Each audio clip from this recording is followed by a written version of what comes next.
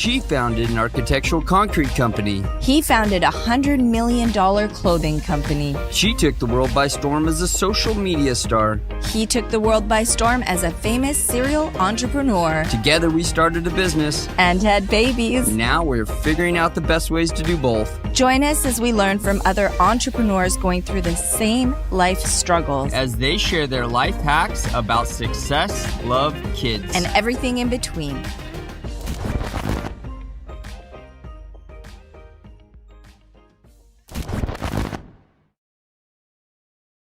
Hi, Allie. Welcome to the podcast. Hey, Allie. I am so excited to have you here today. Thank you so much for having me. I love your guys' show. I'm honored to be here. Oh, thank you. So I'm, with everything going on, I don't even know where to start because you have so much going on, and that's the most exciting part. But you're doing it. You've got two little ones. You just had a brand new baby, newborn, and how old is she now? So she just turned 4 months. I can't believe it. Yeah. And it flies by. So you are the perfect example of the parentpreneur that's juggling. And I think I want to know where this all started. Because, okay, so you're a blogger. You've started on a show. You've got celebrity stylist to the stars. Like, that's not easy to do. And we're going to get to all that. The mommy blogger, all the stuff you've got going on. I really want to know where the celebrity stylist journey began. Was it something that you were dreaming about as a child? We want to know. No, so it's funny. I get asked this question a lot, and I always laugh because I always love fashion. Like I've always had an obsession with clothes and, accessories, like clearly, all these things. But first off, stylist didn't exist, years ago when I was a young girl. I didn't even know what a stylist was. I think like Rachel Zoe kind of kicked the term stylist, off. And then I was in college and I was watching her and I was like, well, this is pretty cool. This would be a cool job. But I still had like no idea. I just knew I always wanted to be in fashion. To me, it was like maybe design, maybe being a buyer. And so I went to school and I started studying business because my dad was very serious about, you're going to get a business before anything else because that's what you fall back on. And I was so mad at him at the time because I was like, I just want to go to fashion, and he's like, Allie, trust me, I've been a successful businessman for many, many years, built his business from the ground up. Do a business, go to school for a year, do business. And then if you really still want to do fashion, you can go do fashion. So I went to like a school in Jersey because I'm originally from New York, Rider University, did my first year in business, like got all the, foundation things. And then I was going to go to FIT was my plan.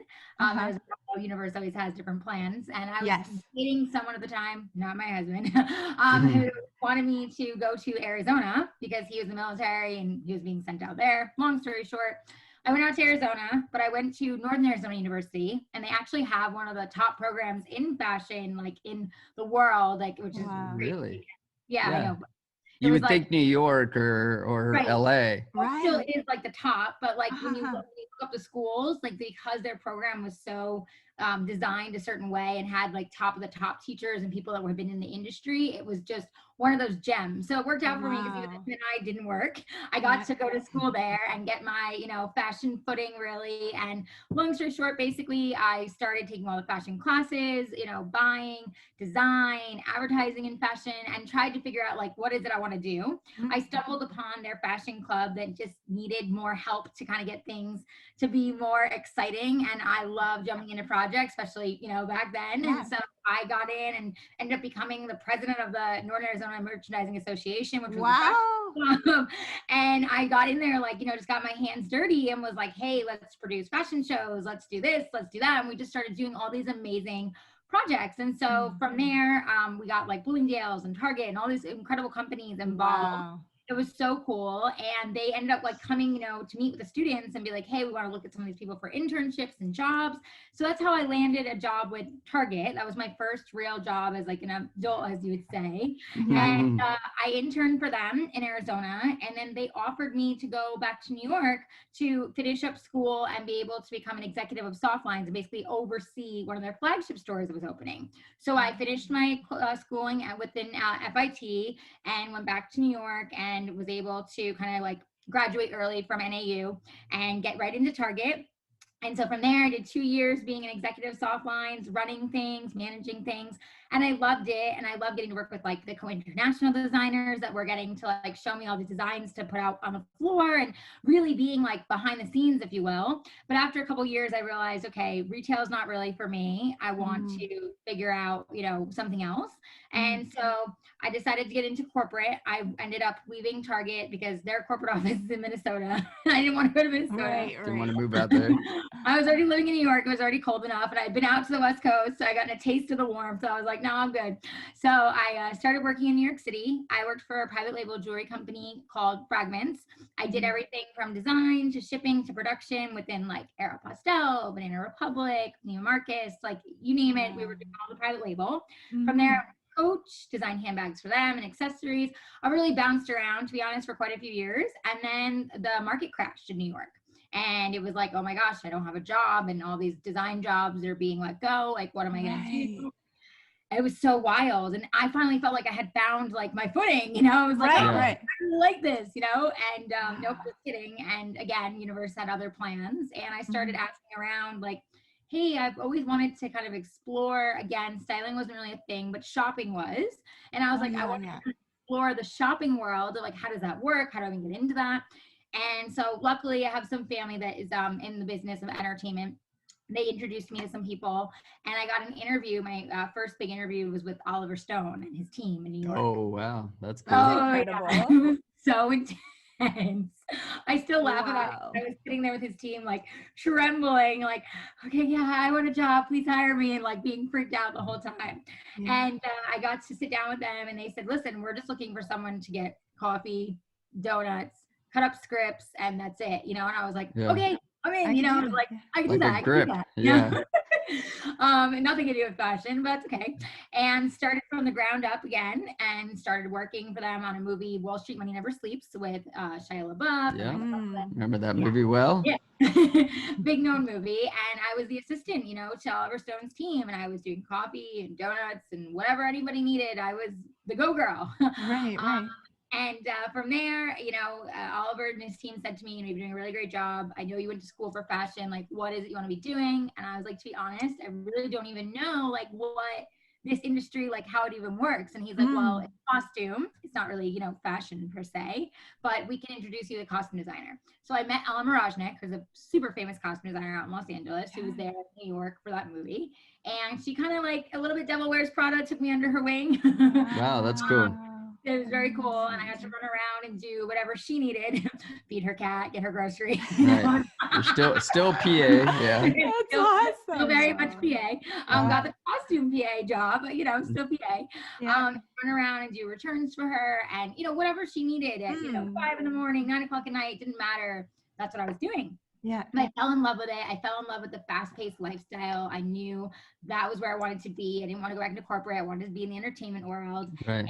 And so after that, I started working on a bunch of different shows in New York. Like I helped on 30 Rock as a PA, and I jumped on a bunch of like random movies with Mariah Carey's team and just all different stuff, all over the board, and to build my resume and to get that, establishment, if you will. Yeah. And I got asked to go to Atlanta to work on Big Mama's House. I think it was 2 or 3 with Martin Lawrence, and I got to go to Atlanta and work on that movie, and that is what led me to Los Angeles. The team there, the main costume team, and I really bonded, and they actually had me kind of help shop when I was in Atlanta and do way more than I was doing in New York, and gave me more responsibility, and they were like, you're really good at this, why don't you be, a shopper? And I was like, well, I'd love to be, but I'm still building in New York and I'm still doing this. And they were like, well, New York is great, but like if you want more of the shopping and the potential styling, like that's Los Angeles.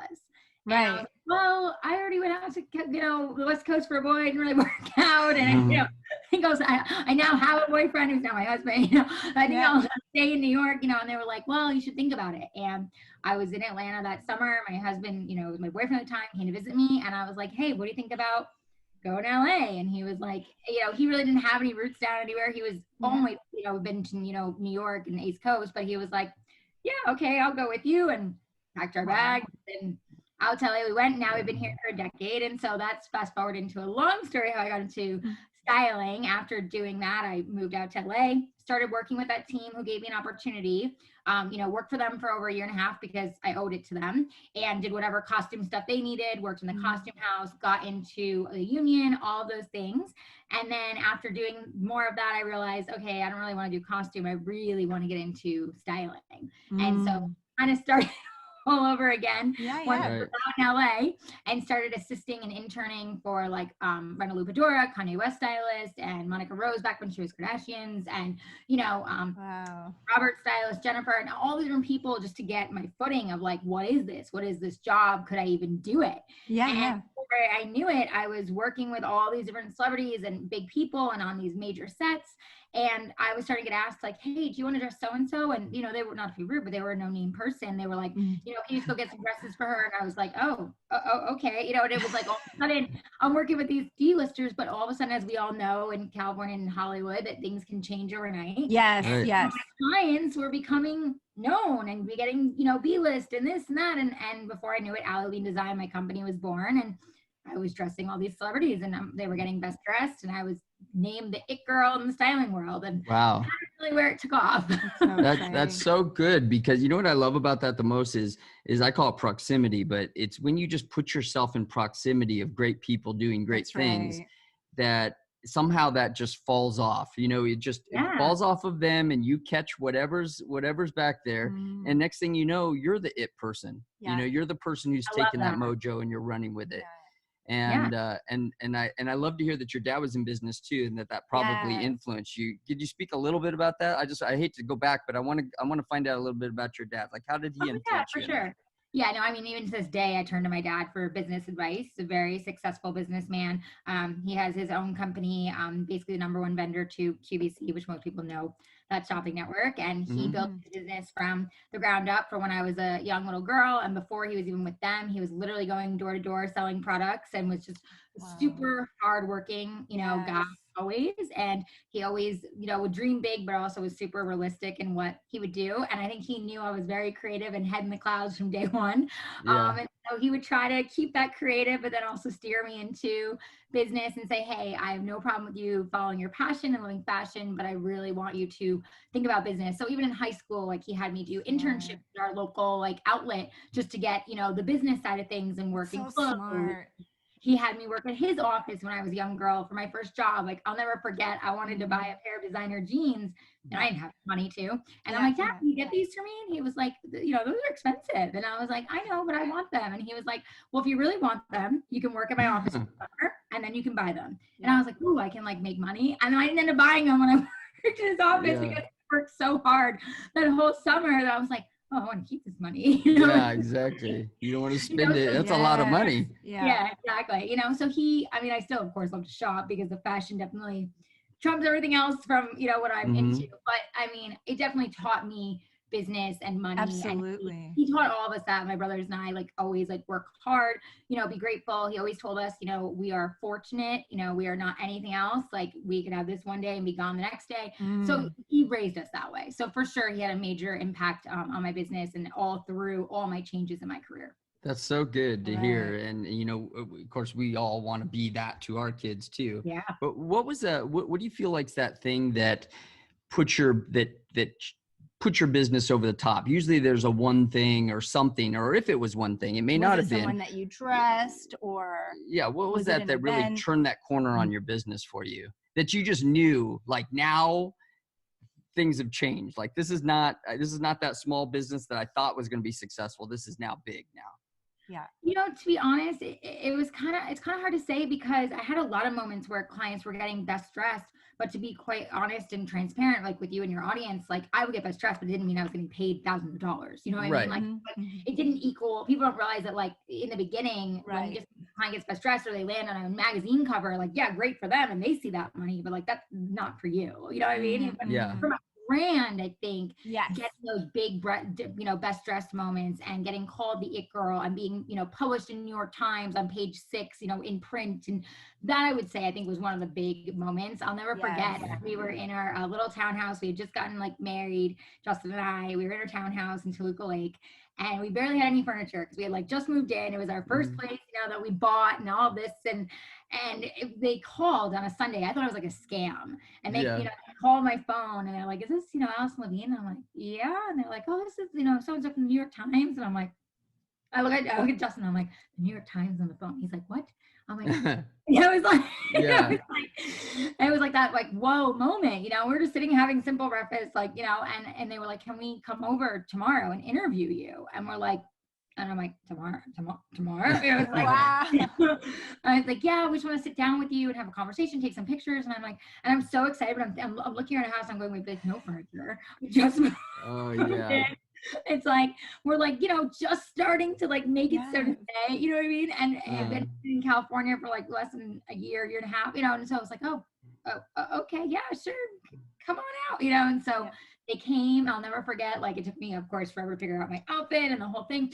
And they came in and it was like no furniture. And they're like, we need something for a background. We had like one table. My husband like moved the table over so they could see part of the table like in the shot. And like I laugh when I look at that picture still in the paper because the way, of course, they framed it and everything, it looks like the house is, but it was empty. Was it? That's awesome. That's amazing. So I think that was definitely a big turning moment. And then a couple like big clients for me, just getting like someone like Joey King when she was up on the rise and having her land on a cover was huge with my name associated.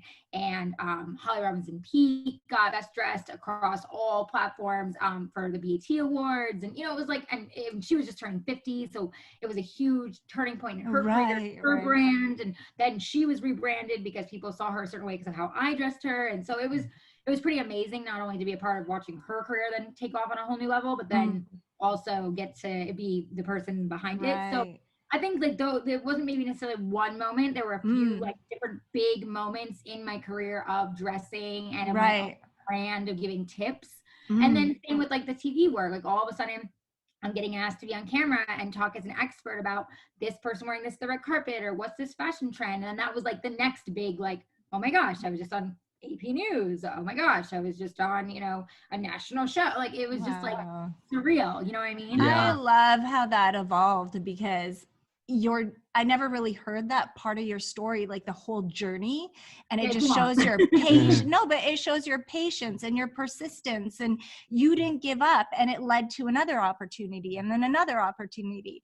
And speaking of opportunity, you were asked to star on a Bravo show called Stripped. And we watched that and we're just like, we were blown away. Wow, how's this on TV? Like for the people that haven't watched that show, like they take everything away from you, like literally, including your clothes, like everything. My dad really enjoyed that, by the way. but what an experience, because like emotion, like you have to face these emotions that you can't run away from. They take your everything away, and you just have to sit in that. And from a fast-paced life. Can you tell us about that experience? Like, first off, I love that you watched it. I'm sure you were like, "Oh my god!" Because most people are like, when we first saw it, I couldn't. Like, I thought when they said they took your clothes, I thought, okay, they're going to bra and underwear or something. Like I did not know that they took everything. And then I thought there's like arrestable moments in there. You're walking down the street with no clothes on and like covering with trash or whatever you had found on the ground. Bushes, trash, signs, bushes, everything was fair game. It was like, it is for a game. But you guys looked good doing it. That was insane. Like, stylist, I had to figure it out. I was like, okay, give me a crown, even without the leaves. I don't care. Oh, brilliant. Thank you. It was really intense. I mean, and I love that you said sit, like you really sit in your shit and like sit in those feelings, because I think for a lot of people that watched it, they were like, okay, you're on a show. And I'm like, yeah, but we lived this life. This was not like Housewives, no offense, where it's like, they get glam, something happens, they edit, they change. Like, no, this was like our lives for 21 days, really a month by the time filming and everything. And it was like, you know, you get one item back a day. You don't get to like reset. You don't get to change. Like you're in that dress because that's what you picked. You're going to be in that until you pick another dress. Like it was very intense, and the emotion that came with it. I mean, for me, especially my husband, Justin, he's a pretty tough guy. I'm sure you could tell. And takes a lot to kind of shake him. So he kind of thrived in it. He was like, this is cool. I got to figure out the next thing to do, you know? Yeah. Whereas I was like, oh my God, this is insane. Why are we doing this? Like, I want to quit, you know, like he had kind of talked me down off the ledge quite a few times because I was having a hard time. Yeah. We're yin and yang, but we make it work, you know? He's much more practical, and I'm obviously like the creative and all that. And, you know, so it was hard for me because I think like how you said, it was very telling for me of my emotions, how much I was maybe not dealing with, how much I was hiding from myself with just own personal experiences, how much I was really into work and wasn't even focused on my marriage.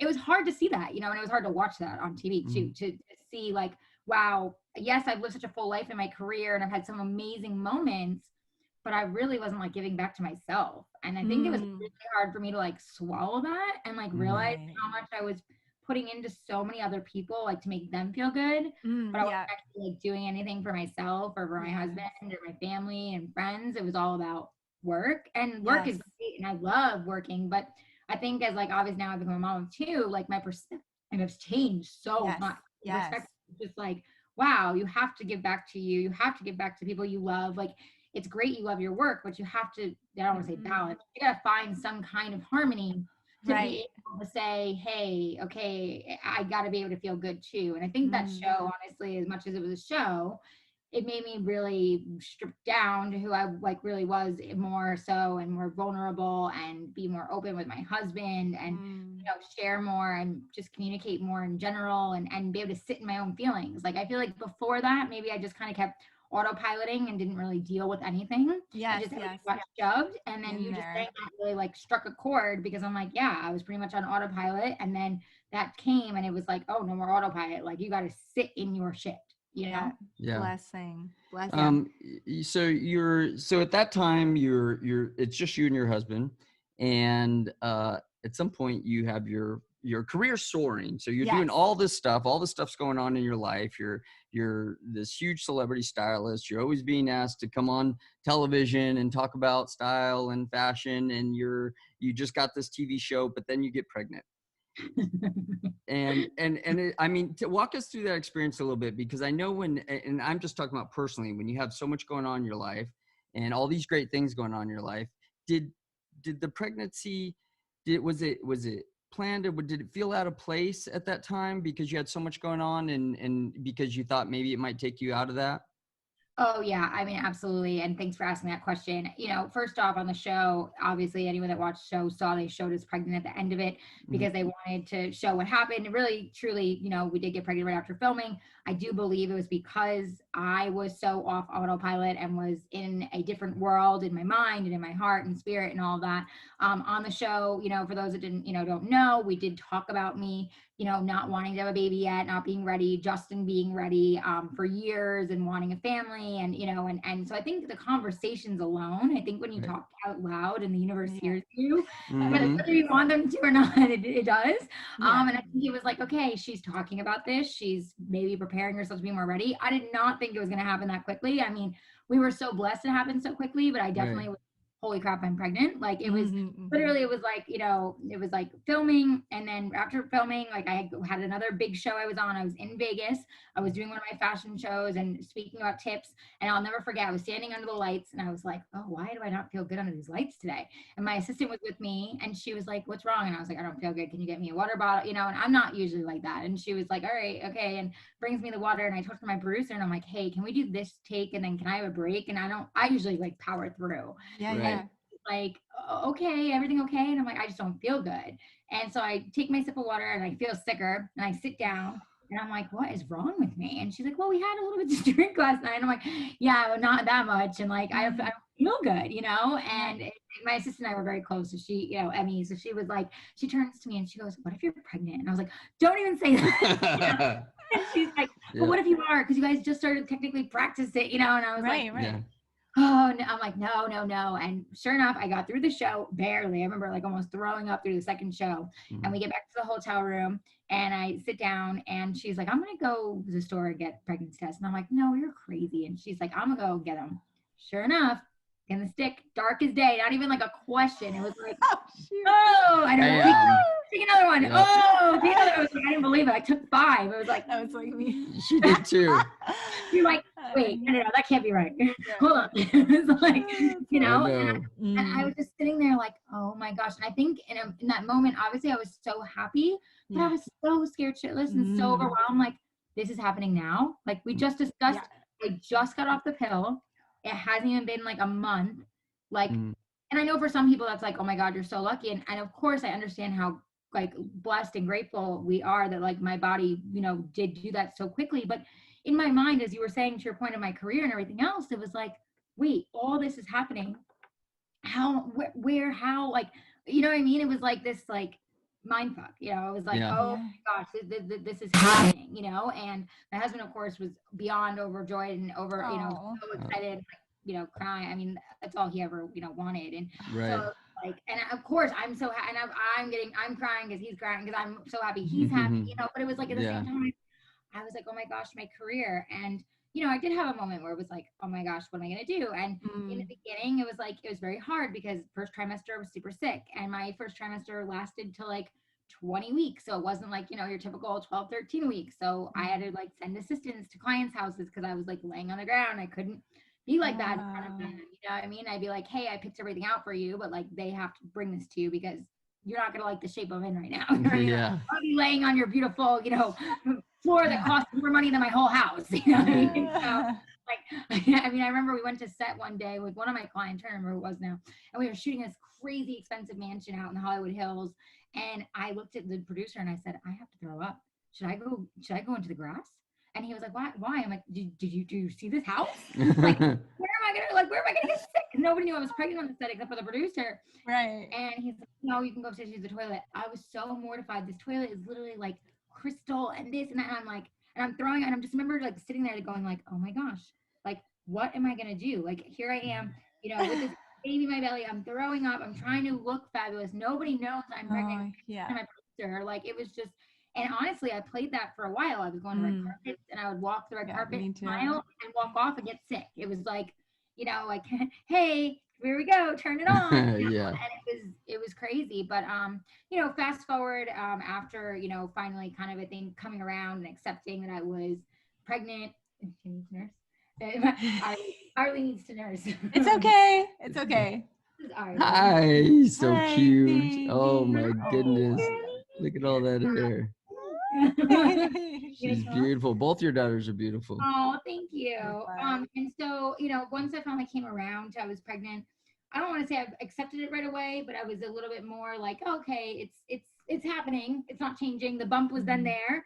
Yeah. And I started to, it's like, okay, let's do the fashion around the bump. Let's figure out ways to make this part of my career. And my social media team and my, you know, my PR team and all that, they were really good about that because they could see I was struggling, and they were like, listen, instead of fighting this, let's go with it. Like, people are asking about your pregnancy. Start sharing. You've been sick for the last, you know, few months. Like, start sharing your journey. And they encouraged me. And to be honest, that was very helpful because all of a sudden I opened up all these people who were like, oh, wow, look at her doing all these things. But like, she's pregnant and she is sick and she doesn't feel good and her hips hurt. And, you know what I mean? All of a sudden you find this like relatability to people where the relief. Yes.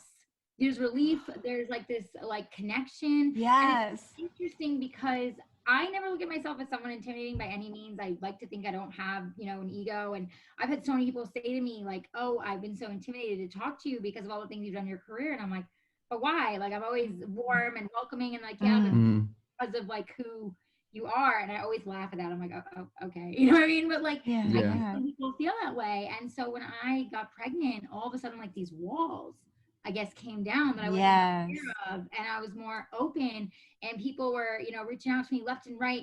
Oh, I heard you're pregnant. Oh, you know, you don't feel good. What are you doing? You know, and I was like, all of a sudden I became part of my career without me even right.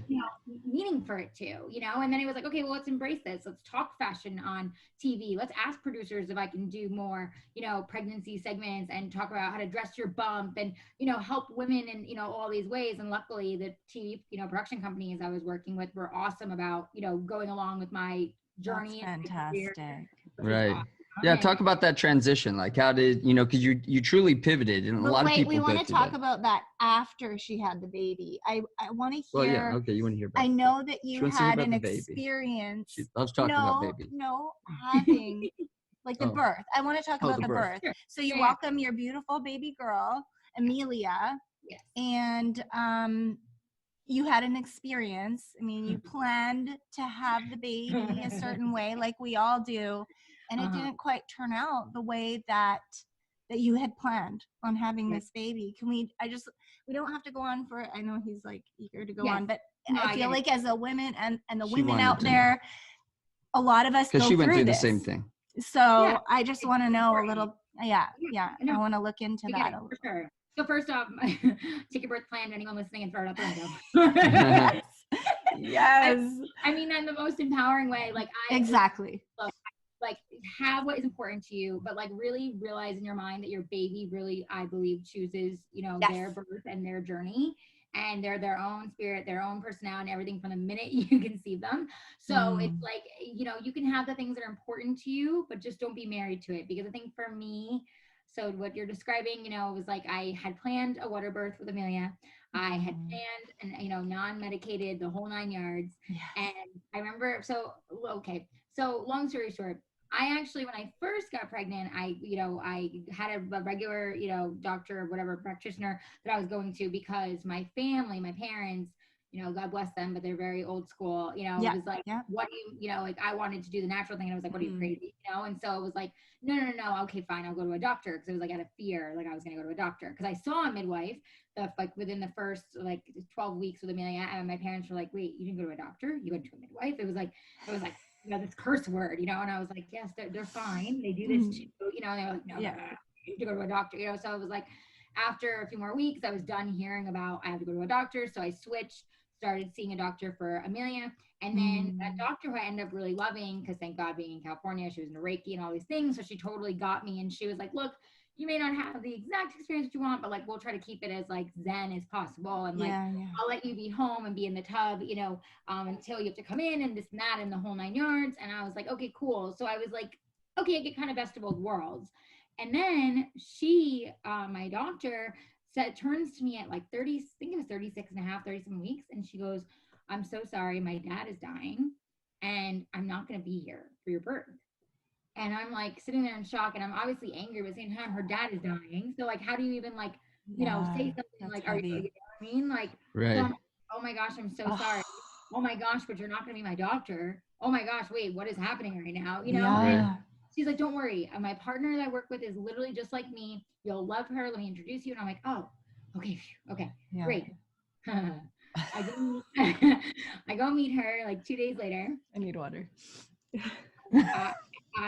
I'll just be nice, but I could not stand her. Oh no. She was like, she looked at me and she goes, oh, your original birth plan says we're gonna let you go as long as like 41 weeks. I don't roll that way. 38 weeks and she's out. And I was like, whoa, what? Like, that's 2 weeks from now, and she was like, nope, I'm not like her. Like, sorry, we're not doing that. And I was like, excuse me. She goes, and if not, then we'll just have to go right to, induction and C-section. And I was like,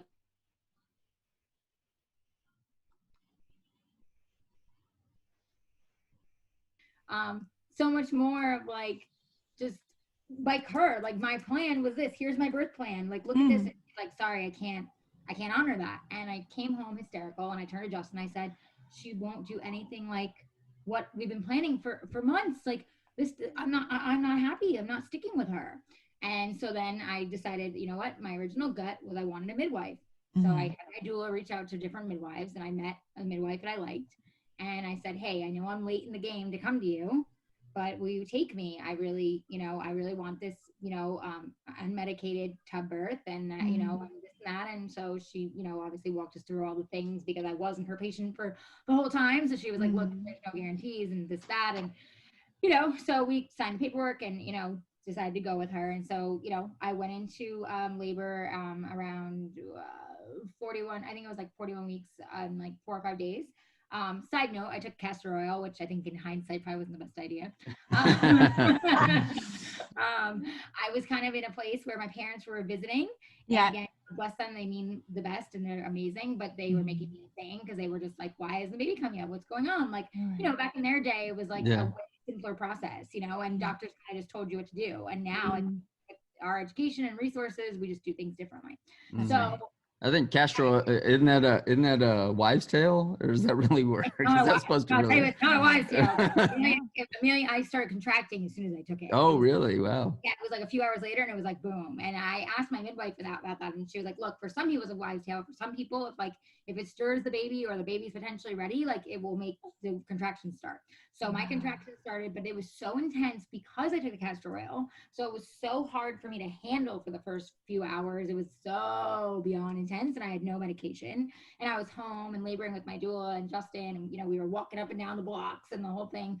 And so anyways, we get to the midwives center, and we're there at the birth center. And she texts me and she's like, okay, you're still not that far along, but I'll let you stay here and let you, keep laboring here so we can keep you comfortable.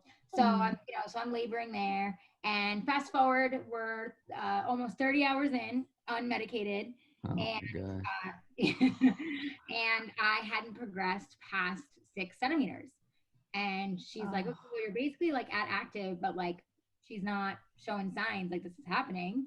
And so I feel like, give it a little bit longer, but I've already called the backup doctor who, she worked with. And if we have to, we're going to transfer the hospital. Now, of course, I'm sitting there, we've gotten into the tub at this point, and I'm saying, no, I want to push her out. I want to stay in the tub. I want to do what I want to do. And like, this is what we're doing. And my husband, of course, had to come in and sit with me and say, Al, this isn't going the way we thought this was going to go. Right. I'm sorry. I know oh my God, it was devastating for me. And so, he helped me get out of the tub and wrap me in my robe. And I think it was even harder because my parents were in the waiting room. I begged them not to come into the birth center. I explained to them it's not going to be like a quick birth, but, I was there. I'm their firstborn. I'm the only girl. I get it. I have 2 daughters now, but it was hard because they were sitting, out there and they were petrified. And so I felt their energy when I'm coming out and transferring, and they're flipping and I'm flipping. It was just, it wasn't pretty, and it wasn't good. So I transferred to the hospital. Thank God, in non-emergency, everything was fine. Got to the hospital. They hooked me up to an epidural, and they were like, all right, well, baby's good. So what do you want to do? And I was like, well, then I guess I want to keep, laboring. And they're like, all right, well, we're going to put you on Pitocin because she's kind of like hanging out in there, and we want to get her moving. Right. So they put me on a lot of Pitocin, like a 15, I think, like the highest you can go. And between that and the epidural, I went from being completely unmedicated to walking around, moving around, doing my thing, to being stuck in a bed, not being able to move, the whole thing. And it was really hard for me to go from like one extreme to the other. And I'm not going for medication, so that on top of it was even harder. Right, yeah. And so I, fast forward after 12 more hours of labor and really trying to get Amelia to cooperate. And trying to get Amelia to cooperate, it was like, they were like, look, what do you want to do? And I was like, I mean, can I keep, going? And they were like, well, she's safe. So, we can keep going. We'll keep pushing. Amelia came down the birth canal twice and shot back up. They tried to grab her, and it was like, it wasn't happening. And so luckily, because my midwife was there, my doula was there, I was able to at least be the one to decide with my husband that I was having a C-section.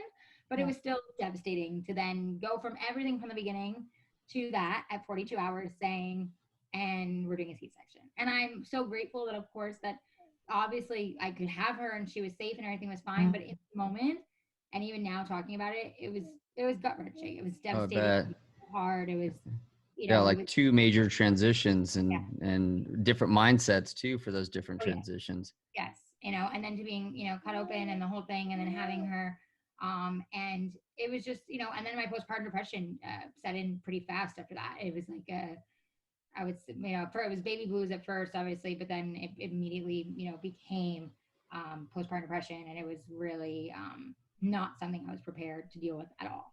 Right. Yeah, I bet. That's so let's go back to you just had the baby. There's probably a lot going on. Your life is, do you feel like at that point that that you're missing out, you need to get back into action, or you know, or you feel, I mean, it's got to feel like that, right? Yeah. Oh, absolutely. And I mean, and thanks for asking that. And I think a lot of people do, and they feel shameful kind of saying that, but I did. It was like, you know, I had her, first off, I thought I was going to have her vaginally. I thought I was going to get right back to work a couple weeks later, get back on set, take her with me if I needed to, figure it out. And I had this major surgery. And because I had labored for so long, the drugs were so intense, there were so many things that were just not planned, obviously. Yes. When it came to driving, I didn't drive for like 7 weeks. Yeah, you can't drive. No, I couldn't get out of bed for like 2.5 weeks. I literally I couldn't nurse. Like I couldn't even hold Amelia. My husband was pretty much changing her and doing everything, and my mom and his mom were taking turns, you know, walking her and doing all the things. So I was in bed. I was recovering from major surgery, sitting in bed. Only thing I could do was, you know, hold her and nurse her when I could. And but I could barely even hold her to nurse because she wouldn't even like latch. That's a whole nother thing. So it was just like, you know, it was just so much. And so to feel like I was missing out, it was so intense. I signed off social media. I couldn't handle looking at everything and feeling like I was missing out on everything. Right. I couldn't look at myself in the mirror because I was no longer the Allie that I knew. That was this like glam celebrity stylist as you're describing and all these things. And I was like, I'm a hot mess. I've got milk all over me. I haven't showered in days. My scar is horrible. My body looks horrible. I mean, it was horrible to myself, to be honest. But it was definitely a huge kind of, I felt like slap in the face. It was like, wow, everything you thought you were going to get from your birth didn't happen. And then not only did it not happen, but now it's like, your career is kind of like on hold, and you know, like you're stuck at home because you had a major surgery. Like it was just all the things, you know. Right. And it was wild, to be honest. But you started to pivot, and you said people helped you with that pivot a little bit at that time. And I feel like with all that stuff going on, like it happens so quickly that we don't really check into the blessing and the miracle of it all, where you kind of answered the question of what was going on, but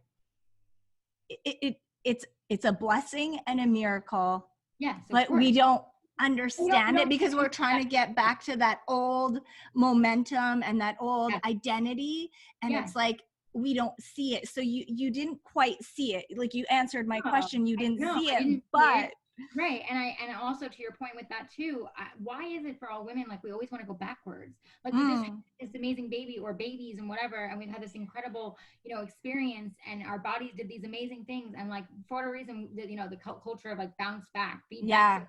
Why do we want to go so backwards? much pressure? We want to go forwards into who we are now. To your point, we have this blessing, this life, and that's where my team really stepped in, and we're like, look, things are not going to be the same. It's okay.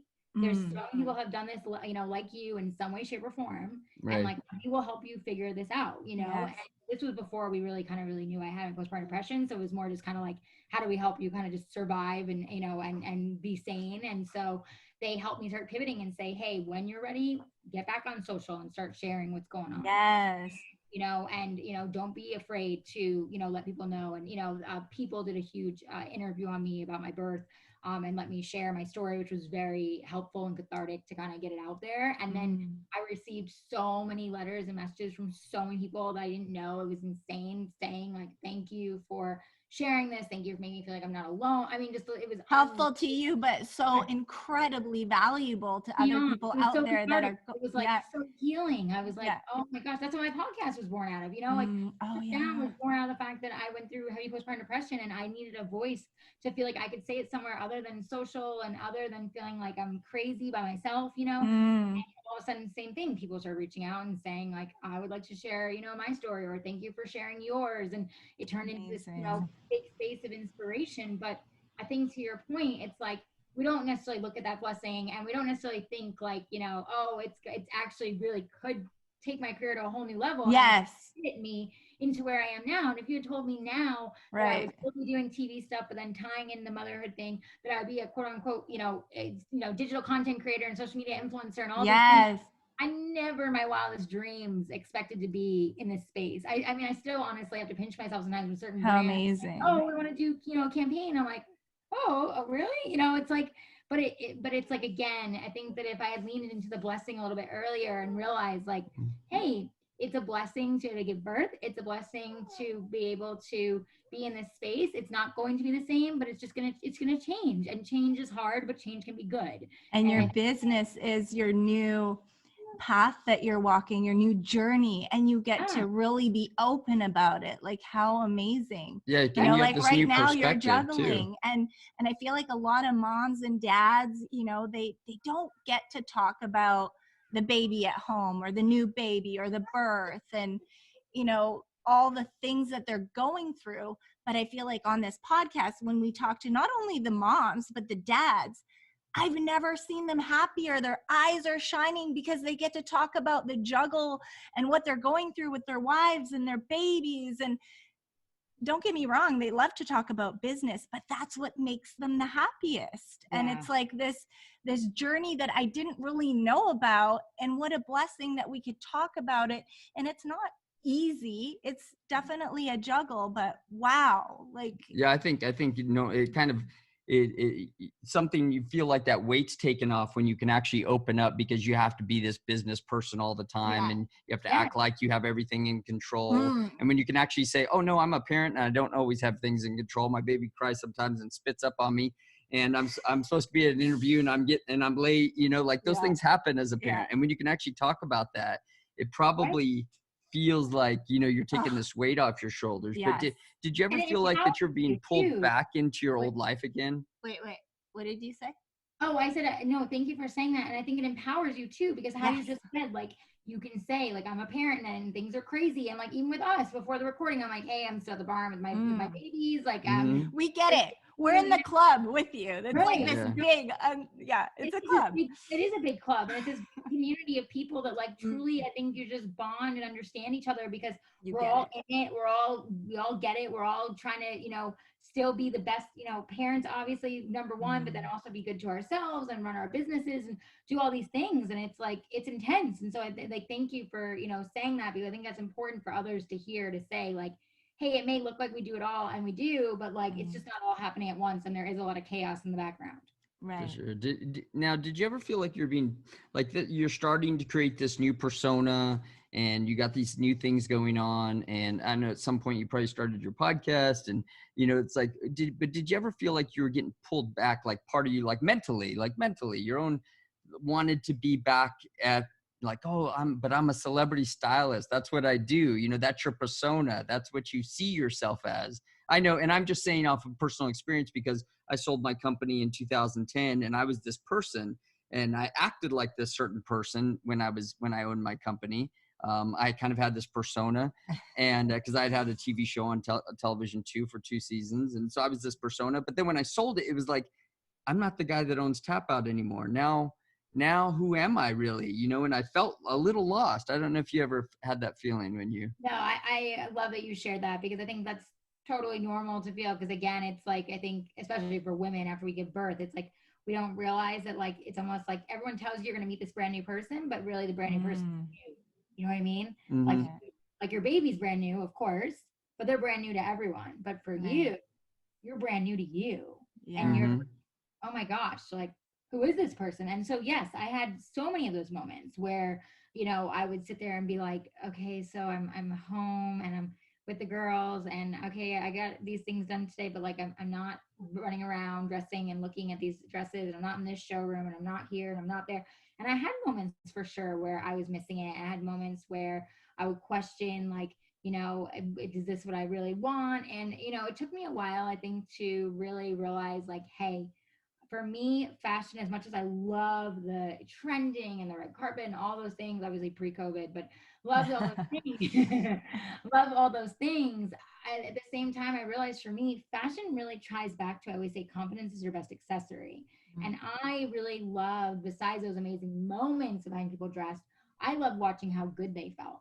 And I think about that now, and I'm like, I still can do that remotely from home. I still can help people. I've definitely seen that, especially now with the pandemic. Like, people have called me and helped them, you know, via FaceTime and Skype and Zoom, and so cool. Still worked and gotten to do things that make them feel good. And that's really where, for me, like, it all lies. But then I go deeper into that, I realize, like, but that's also what I want to give my girls. And like, I, you know, maybe that chapter of me giving that to others is now time for me to give it to myself and to my, my girls, and instill that in them, and and raise them. And so yes, of course I miss it, and I still do, it, as it comes, and just not at the fast-paced lifestyle I was before. But I've found so much joy in getting to build my own brand within motherhood, and still giving fashion tips in that world, and giving motherhood hacks on shows, and getting to kind of really tie it all in, all encompassing. And it's pretty amazing that my brand has taken off that way, and that I've gotten to kind of become my own household name from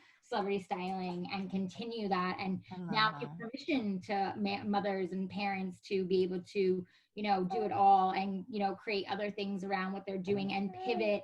And, there's such beauty in that, and I think I just have to keep reminding myself that, because I'm not going to lie, there's days where, I'll miss like being able to like get myself dressed fabulously and go to an event, but it's far and few between now, and when it happens, it's like, I just kind of, I acknowledge it. Again, I used to just ignore everything. Now it's like, I acknowledge it, I write it down, I process it, I journal, and I allow myself to, feel that feeling, because it's a real feeling. It's okay to sometimes feel like parenthood took away a part of you, but at the same time, being the best part of you as well. Yeah, exactly. At the end of the night, after the red carpet's done, I always find myself wanting to go home to my babies. Like, no, it's okay. I just want to go home. Like, I just want to hold them. And such a blessing. I love you said that, because that's exactly how I felt. Like after everything, and getting through, everything, it was like, once I would, be out at an event, and I would text my husband, I'd be like, how's Amelia? And he'd be like, oh, she's down, she's down for the night. She's in bed. And I'm like, oh, okay, okay. I'll see you tomorrow. It was like so upsetting for me. And so I totally get it. And she was hosting the interviews on the Maxim red carpet, and she was like, what? You were like 7 months pregnant or something at the time, but she was hiding it from everybody. Yeah, so I could really relate to your hiding the baby. I'm like, go in and enjoy the party a little bit, it's like, and she's like, no, just come pick me up. I'm done. Yeah, I know, because you like these little faces, you're just like, and it's like, I think we see a part of ourselves obviously in them, and we know that like we're literally raising like little humans that are like, going to be in this world one day, and it's like that's really the most important thing in the world. So I just think that, as you become a parent, and in my opinion, your perspective massively shifts, and you really see that light in becoming a mom and a dad and all these things, and you find the joy in them, and when you feel like you're maybe lost, I try to get back to myself. I'll tell my husband, hey, I need to go have a glass of wine and sit in the bath, or I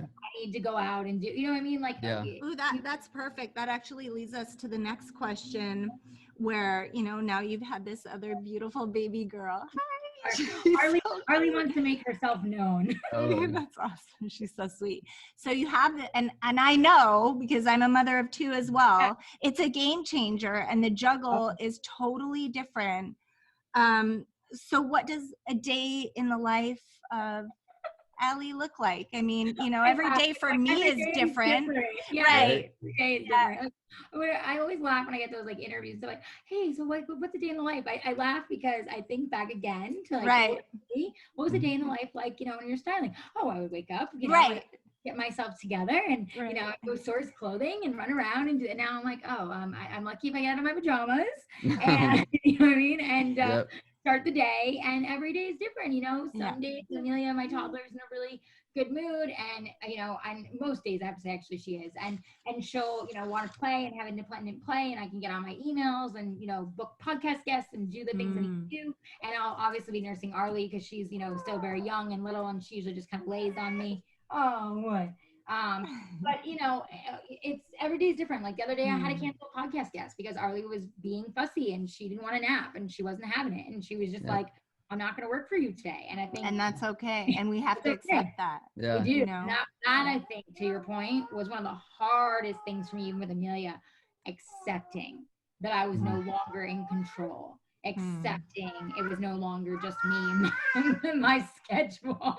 Accepting all of those things, you know what I mean? And so I just think that every day is different, and I just ebb and flow. And I know some days I feel like super mama because I got dressed, I got makeup on, I got a million things done, and I got the dishes done, laundry done. And other days the laundry is piled up for a week, and it looks like a bomb blew up in my house, and you know, the girls are happy, but everything else is a shit show. So yeah. you know what I mean? So it's like there's still a hustle there. It's just the hustle's different. You know, it's changed. Totally. And people need to hear that. Yeah. Right. People need to hear that. And I do all my work at night. Like people are like, oh my gosh, how do you get this done? And I'm like, my podcast during nap time, you know, minus the weekends when I can get my husband to help a little bit. And I do all my emails pretty much at night, like anything major. All my content creation is pretty much during at night, unless I need the girls during the day. And everything else is just happening when everyone's sleeping. And I go to bed at 2, 3 in the morning, and I wake up to nurse, and you know what I mean? And, I know that one. Oh, it's good to hear you're a night person like me. Like everybody, I'm a night owl. I don't do everybody gets up at 4 in the morning. You know, everybody's before the light comes up. I can't be that person. I work till 2 in the morning. Thank you for saying that, because it's so funny. So that my husband and I were talking. We read a study something the other day, and it's something like the more successful people get up in the morning. And I was like, well, I guess I'm just not one of those who fits in the box, because 100%. I thrive at night. Like I sit in my office around like the girls. Arlie goes down around like 7:30 now, and then it goes to bed at like 9:30. COVID, and so you know, by the time I get in my office at like 10 o'clock, I work till 2, 3 in the morning, and I bust it out, and I hustle those few hours and get like those 4 or 5 things done. That's nothing too. Priorities and like being realistic about everything. Like back when, you know, I didn't have the girls and it was just Justin and I, instead of making time for him and I would just do 100 tasks and get them done, because it was like that was my priority. But now I wouldn't stop. I wouldn't need stop, no matter what. Not for you to like take a break. And now with the girls, I'm like, okay, I have to give my time to them and give my time to my husband and my family. So these hours, I'll get this done. Everything else will move to the next day, you know, and nobody's going to die, you know? So it's been a lot of acceptance and a lot of learning, but you know, honestly, I think I have changed and evolved for the better. Well, let's talk about that a little bit. So you have all this stuff going on. You have your podcast and your blog, and you're doing all this stuff, creating content, and you built this amazing brand around yourself. What with all this going on and the babies, how do you and your husband like keep your relationship good? Because that's, you know, we struggle with that too. You know, we have that. We have those weeks where we're like, we haven't had a classic date night. Yeah. Like that. Well, especially now. I'm tired for date night. I mean, like, especially I'm now. tired. Well, that nearly too, impossible now. Nearly impossible now. And yeah, you are tired, you're exhausted, and thank you for being real about that. I mean, listen, there are some nights where I'll say to Justin, you know, I really have to get this work done tonight. I know we were supposed to hang out tonight, but I can't. And I feel terrible because I haven't spent time with him, but I have to get something done because I couldn't get it done because of the girls, you know, and it's just us two, you know, we have no family here. Like, you know, we have some extended family. That makes it hard for sure. It does make it hard. Most people have families, some family or somebody. I'm jealous. Right. Yeah. I know. So, you know, seriously, you know, and it was our choice to move, you know, 3,000 miles away from our family and everything, but this is our life out here. And so it's just us, you know, we make it work between the two of us, and it's quite the juggle and quite transition. COVID, you know, when I'd be running to an event, Justin would meet me, you know, off the, you know, the highway and, you know, grab the girls so I could run to my next thing and then take them and then go home after work, you know, and then I would meet up with him and, you know, hand them off, and, you know, I would go meet my friends, and, you know, I mean, so it's a real juggle. And then finding time for the two of us, honestly, it's a struggle. There's some nights where he'll say, hey, you want to do a movie night tonight? Do you have time? And I'll say, you know what? Let me stop working. You know, let's watch a movie. And then there's some times where, like I said the other day, I'm like, I feel like I haven't spent any time with you, you know? And so I have no magic answer for that, because I think it's good though. Being honest, you know, and you know, it's not. I don't want to say it's not a priority, because it absolutely is, but it's very hard to. You get it in. Yeah, we try to get it in other ways. But yeah, exactly. You know, it's like, and I think just the biggest thing is just communicating. Like, I feel like when I was, you know, younger into my marriage, I didn't communicate as much, and I feel like now that we communicate way more, it's so much better that you know, like, hey, I'm gonna play, you know, this game tonight, or hey, I really want to spend time with you. Let's make time for a movie. Like, we voice it more to each other now, right?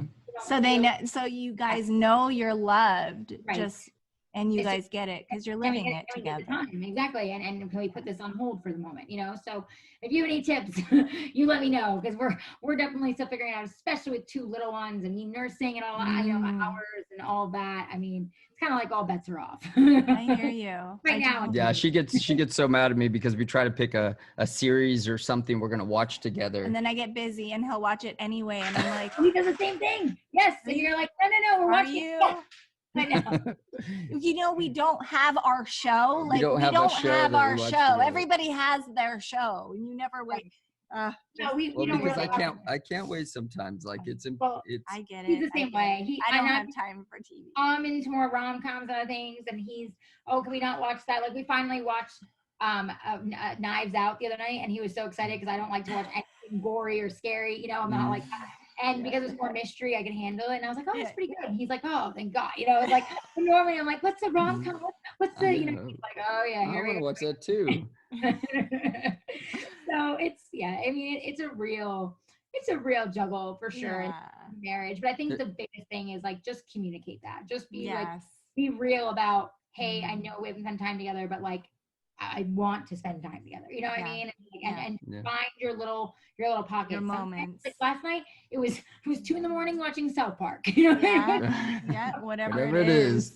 Whatever. Kind of free your brain for a second. He was making breakfast brunch in the middle of the night, and we were hungry, and I'm always hungry being nursing mama, and so we just sat up and ate eggs together and watched the show. You know what I mean? Right. So, Yeah, can I ask what he does? Like, do you guys work together, or how does that work? No, Is he working in your business, or does he have his own thing? He has his own. He's a director of production accounting in his company, so he breaks down like numbers and budgets and all that jazz. As I said, Mr. Realistic. Oh, how great it is to have somebody like that on their team, though. Yes. At least bounce things off of. He constantly is like, Allie, because I'm so creative, but he's like, this isn't organized, and this isn't, and I'm like, yeah. Well, that's good to have those two pieces together. It is, for sure. I mean, we butt heads about it, but it is good. It's very helpful having that help. I can tell you it's a big problem when you have 2 of the same, because we're the same. And so we both forgot to, do something, or we both didn't do this. Right. Both don't do that. Like, I'll ask him to take pictures for my content creation, especially right now with the pandemic. I don't have my photographers around, so he has stepped into those roles for me, which is amazing. But other than that, it's pretty much me, running the show. And I go to him for advice of like, hey, do you like this for the podcast? Do you like this, or whatever. But overall, I do my thing. He's extremely supportive of it. He's my number 1 fan, but he has his own job and everything he handles. And then of course he's very, very involved with the girls, so that's helpful for me in my job alone. Oh, that's wonderful. So a lot of people have different opinions of the work-life balance. It's different for everyone. So I'd love to hear your opinion on the work-life balance. Is it possible? Is it even possible? I hate the word balance. Like I really do. I feel like it has such a negative connotation. It sets you up to feel like you're failing before you even start. And I feel like, forget balance. Like I'm like, look, if we can somewhat be in harmony, if I'm happy, if the girls are happy, if he's happy, like as long as everyone's healthy and happy, everything else kind of has to just roll around that. And I've had to also like let go of those expectations of like, my mom always had the house clean when I was growing up, no matter what. My house is a bomb blow up right now. But you know what? Harley's happy. He's happy. Justin's happy. Amelia's playing. She's happy. Messes are everywhere. And you know what? I'll clean them up later. You know what I mean? So there are days where I don't spend any time on business because I have to clean up the house because the house is a disaster. And there are days where I neglect the house heavily because I have to get the podcast stuff done, or I have to get my emails done. Yeah. So no, I personally don't believe in that. Like I know right. You should believe in it, but I don't believe it exists. Yeah, it's that thing. It's that myth. It's a myth. That myth. It's like it's you set yourself up for failure, in my opinion. Like you, and it's like we shouldn't have that pressure on ourselves. We already do so much, especially as entrepreneurs. Like I know you guys know, it's like you do the best you can do. And every day is a new day, and you pick your priorities. And as long as everybody is thriving and everyone's surviving, then. Especially right now. Celebrate them all. Totally. Celebrate those moments, What's the most important to you when you and your husband are parenting? Like, do you have anything I know the babies are still young, but is there something you guys feel that's I mean, I think just really showing love. We really show the girls just so much love all the time. You know, like it's just like even last night sitting at the dinner table, like, you know, Justin gave me a kiss before he went upstairs to do something, and Amelia was like, "Ooh, Daddy, kiss." You Oh, know, yeah. you know, just like simple little things. You know, it really at the end of the day, it all comes back to, you know, that love and, you know, being a light in each other's lives. And What about you know, channeling your dad at all? Do you see yourself possibly channeling your dad and what he instilled in you and your girls? I mean, I absolutely. I think in like the morals and everything, and also within business, I'm sure as they see me, as they, you know, I mean, even Amelia comes to my office now when I'm working at, you know, before she goes to bed, and she'll say, "Oh, office," you know, she gets excited. She opens my packages, you know, and Right. you know, so I definitely will be instilling that work ethic at a young age for sure. And if they want to help me and be a part of it, definitely, because my dad did that with me at a very young age, and I felt it was really helpful for me and why I have been successful in business. Yeah, I totally see that. I think that sometimes the best example is just you doing it. You know, you can't say, it's hard to say, you can say certain things to your kids, but when they actually see what you actually do, then that's what they learn. That's what they actually do. That's right. Yeah. Exactly. They see what you do versus what you say, right? Yeah, exactly. I feel like daily, my well, I mean, I don't get it in every day, but We to try me, to. you know, prayer and meditation and breath work, like that's big to me. And I feel like I get the kids on board with that Daniel and Destiny is doing it too. Is there any kind of rituals or routines that you do with the kids? Exercise or they're still obviously pretty young, but with Amelia, I do like I do a little bit of breath work with her, especially if she's having a moment. I'll say, okay, we're gonna breathe, you know, like okay, you know, and I teach her how to breathe, and I do a little bit of like I play a little bit of meditation for her. I have these cards that are like say different words like inspire and empower and show her Those are good. words, Yeah. and teach her that like I also look at that, you know, for my own help and everything. So I would say that music, just playing her music because she loves music, and now Arlie does too. So playing music and just putting them in a good mood for music, reading books together to like help with the imagination and story stuff. You know, just really simple, fun things, but they're just it's just like it's just enjoyable. Like Amelia loves to read books. She'll literally sit in my office and read like 10 books before you know I'm done with one email. You know what I mean? Like so it's yeah, just encouraging the creativity and you know, really empowering, especially Amelia as a toddler. She loves independent play, and I always empower her to like play in her kitchen and do this, and then I'll come over and play with her. But I want her to also like really be able to use her imagination to do her own thing too. Yeah, being creative. Yeah, that stuff. We try to do the same stuff, and that's so important because it seems so minor and so like it can't be important, but in the bigger picture, I think it can play such a big part in their lives. You know, being creative, it's important as an entrepreneur or anything that they do. That's right. It's important for all parts of their life. There's a lot of people out there struggling right now with COVID and everything going on in the world, and still some businesses shut down or not able to operate the way they were. So a lot of people are kind of trying to do what you do, trying to be able to create this personal brand around themselves. What advice would you give to somebody who's trying to create their own personal brand or trying to do what you do? So I would say, you know, first off, don't ever look at social media and think that's what it looks like, because it's not. That was something I also struggled with, especially like after having Amelia. Like, there's always this perfect picture, and it's not perfect, as we just described all the messiness behind it. So like really know that and understand that, and then go into it and say like, what is it that gives me, you know, passion? What is it that is my why and what I want to do? And then really work hard towards that, and know that it is going to be a journey. It is going to be a lot of stairs. And people don't see all the blood, sweat, and tears. And I was crying in my office last night. I don't even know why. I was just having a hard night. You know what I mean? And I just think it's like, you have to be real about that and know it's going to take, especially as an entrepreneur, a lot of work and a lot of, you know, no's, and being willing to work through those no's, and just consistency, being persistent, being confident at what you do, and really knowing like, what is my why, because that why will then get you to the next level. Fantastic. That's so good. Yeah. That's a great answer. So the last question we want to leave you with, and we ask everybody this, and it's purely hypothetical, so we don't want you to read into it too much, but what we do want to do is put you into that place mentally where the question becomes important.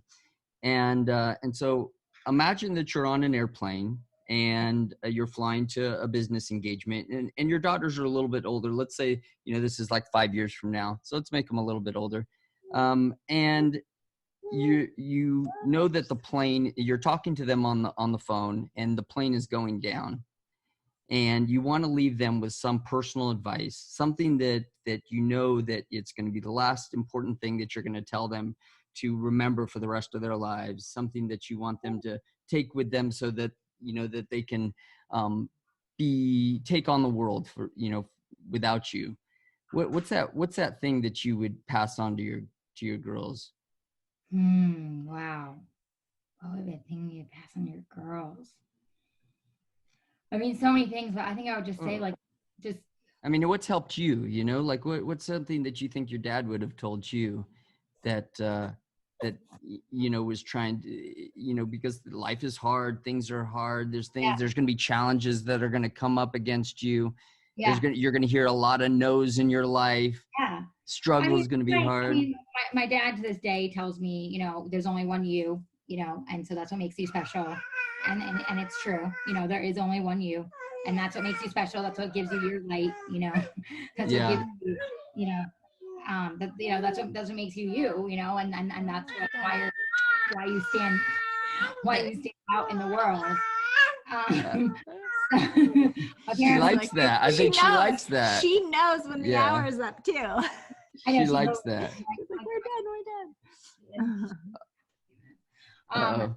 And who's that? Is that your husband? My husband, yeah. Is he naked? He looked naked. All I saw was arms. Is he naked? He's smiling. Every time I see him, he's naked. So everyone makes that joke. No, but I would say, there's only one you. Own who you are, truly to your inner self, to you are, not what anybody else sees you as or tells you are. And I would just say, just be a light to others. My parents have always told me, be kind, even in the hardest times, because it will come back to you. Show gratitude, be grateful. Even if it's a hard day or it's a really hard moment, be grateful. And my grandmother, who my daughter Amelia is named after, is no longer with us here physically, but I absolutely was like a second mom to me and love and adore and look up to in so many ways. She would always just tell me, just live life, just enjoy life. She really lived life and enjoyed life. And so no matter how hard things can be or how upsetting things are, just enjoy life. That's so good. And gratitude too is so important. We believe gratitude is so important. We talk about it every day. Massively game changing. I write down what I'm grateful for every day, even if it's just quickly 4 things down, just cry. Even in these times, it's so hard. I know, trust me, I cry a lot, but be grateful. It's gratitude really does bring so much more positivity around you, and the external does not have to match your internal. So true. Levine, you've been so great on our podcast. Thank you for bringing your light to the show. Your energy, your light, your power, your honesty, and everything you're doing. Yeah. Thank you so much. How can people get a hold of you? How can people find you and follow you, everything that you're doing? So thank you so much again for having me. You can find me across the board at Ali Levine Design, ALILEVINE Design, Instagram, Facebook, Twitter, Pinterest, TikTok, if it's still here, you name it. AliLevine.com is my website. You want to be styled by me? I am doing it remotely. AliLevineStyling.com, or you can just DM me on social and say, hey, I want to work with you. And I love to connect with others. So please come say hello. Tell me you found me from this amazing show. And yeah. Okay, awesome. So perfect timing, because our little one just woke up. We're like, oh my gosh. I gotta go deal with Amelia. It's all good. Okay. Thank you so much, Ali. It's so great to connect with you. I'll talk to you guys soon. Thanks for listening. Please subscribe. We love you.